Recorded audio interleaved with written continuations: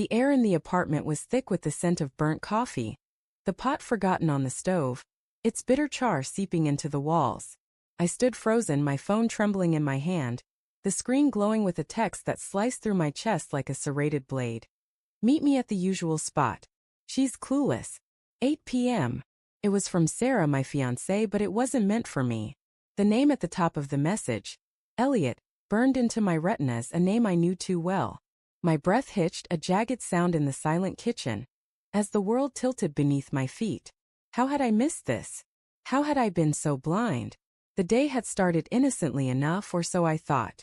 Sarah had kissed me goodbye that morning, her lips soft and familiar against mine, her hazel eyes crinkling with that smile I'd fallen for 3 years ago. Don't forget the dry cleaning, she teased, tossing her scarf over her shoulder as she left for work. I'd laughed, promised I wouldn't, and felt the warmth of her affection settle into my bones.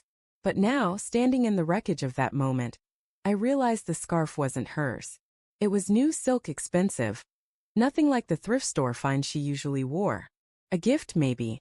From him. I sank into a chair, the wood creaking under my weight, and stared at the text again.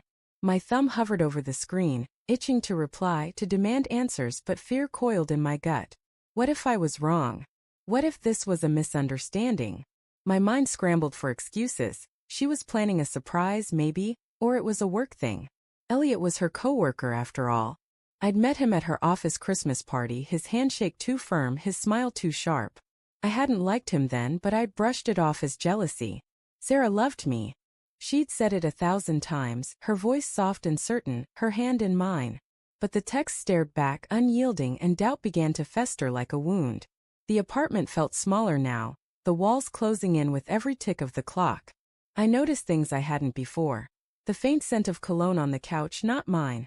A wine glass in the sink with a faint lipstick smudge, a shade Sarah never wore. My heart pounded, a dull thud against my ribs, as I tried to piece together the last few months. She'd been distant lately, hadn't she? Longer hours at work, vague answers about her day, her phone always face down. I'd chalked it up to stress, to wedding planning, to her mother's endless demands about the husband training course she'd insisted I take.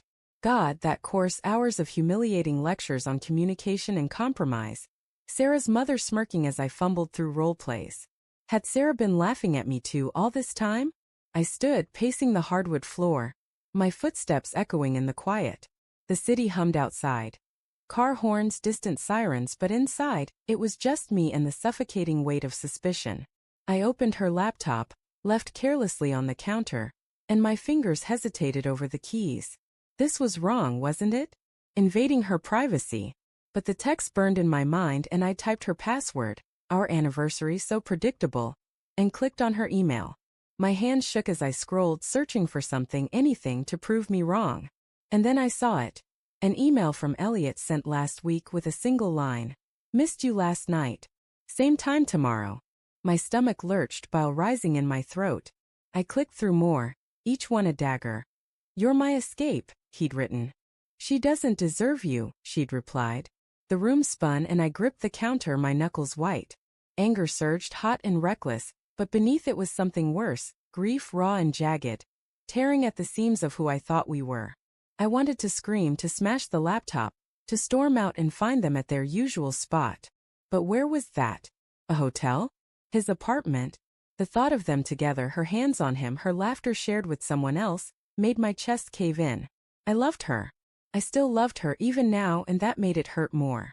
The front door clicked open and I froze. Sarah's voice called out, bright and oblivious. Babe? You home? My heart raced, torn between confrontation and cowardice.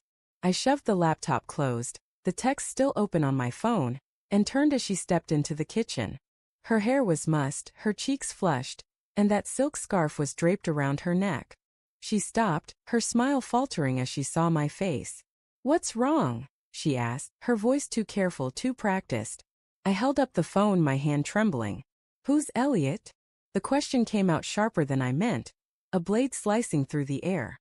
Her eyes widened just for a second before she laughed, a brittle, nervous sound that didn't reach her eyes. Elliot? From work.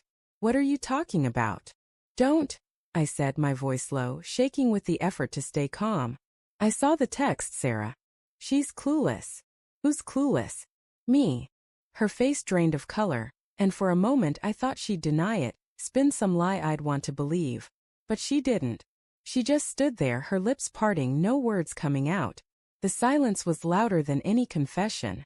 Say something, I demanded, stepping closer. My voice cracked, betraying the hurt I couldn't hide. Tell me I'm wrong. Tell me it's not what I think. Her eyes darted to the floor, and that was answer enough. My knees buckled, but I caught myself on the counter, the cold granite grounding me. How long? I whispered. She swallowed, her voice barely audible. A few months. It didn't mean anything, I swear. Didn't mean anything? I laughed, a harsh broken sound. You're planning a life with me, Sarah. We're getting married in 3 months. And you're what, sneaking around with him? Throwing it in my face.